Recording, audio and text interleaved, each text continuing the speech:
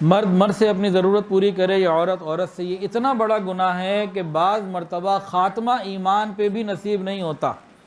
سنیے حدیث، نبی علیہ السلام نے فرمایا جو لواطت کرے اس نے کفر کیا۔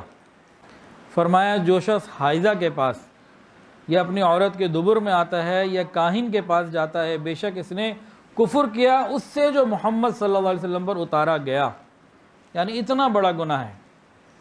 اور علامہ ابن قیم رحمۃ اللہ علیہ نے اپنی کتاب الجواب الکافی اس میں ایک واقعہ لکھا ہے، ایک ایسے شخص کا جس کو لڑکوں کی عادت تھی۔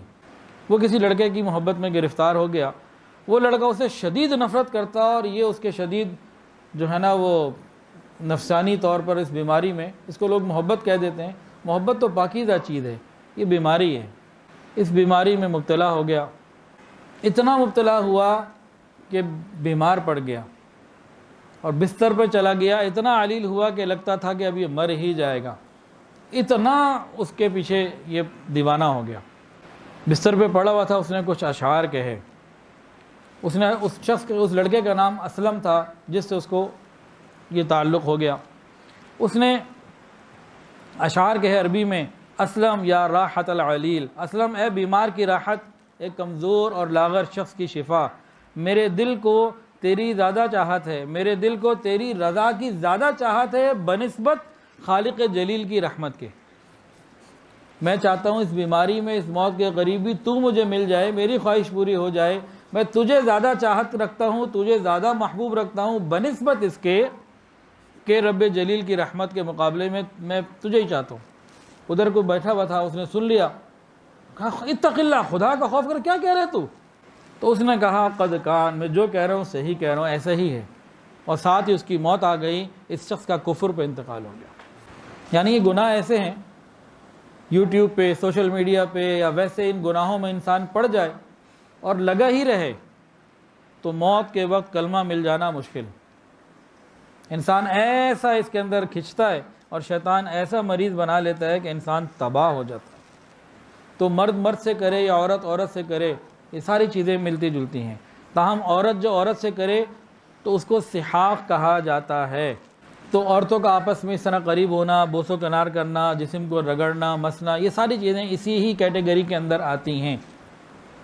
اور ایک بات شاید آپ میں سے بہت سو کو آج پہلی دفعہ معلوم ہو، جس طرح مرد مرد کے ساتھ یہ عمل اس کائنات میں سب سے پہلے حضرت لوط علیہ السلام کی قوم میں شروع ہوا، اس سے پہلے یہ برائی نہیں تھی، یہ قرآن مجید کے اندر ہے کہ پہلے پوری زمین پہ ایسا کچھ نہیں تھا، یہ اس قوم کی ایجاد تھی۔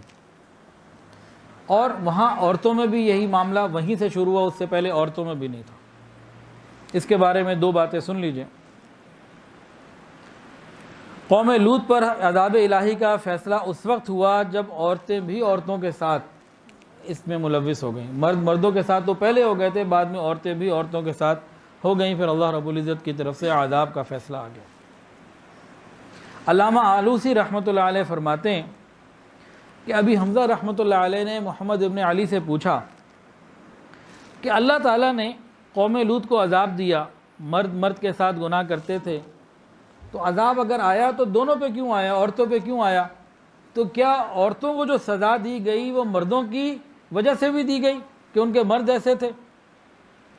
یہ سوال پوچھنے والے نے ایک اپنے استاد سے سوال پوچھا کہ اللہ تعالیٰ تو مہربان اور عدل انصاف کرنے والے رحیم ہیں، تو مردوں کی سزا میں عورتوں کو کیوں پھر تباہ کیا گیا، انہیں کیوں مارا گیا؟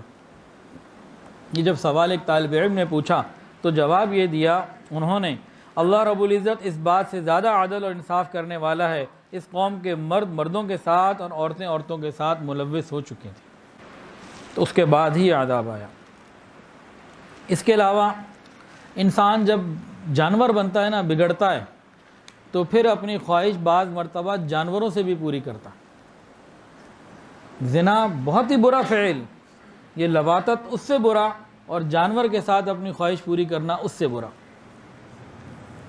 اس کے بارے میں حدیث کے اندر آتا ہے، لعنت کی گئی اس شخص پر جو جانوروں کے پاس یہ کام کرے۔ حضرت عبداللہ ابن عباس رضی اللہ تعالیٰ عنہ نے نبی علیہ السلام سے روایت کی ہے سنن ابی داؤد میں، جس شخص نے جانور کے ساتھ بد فعلی کی اس کو قتل کر دو اور جانور کو بھی قتل کر دو۔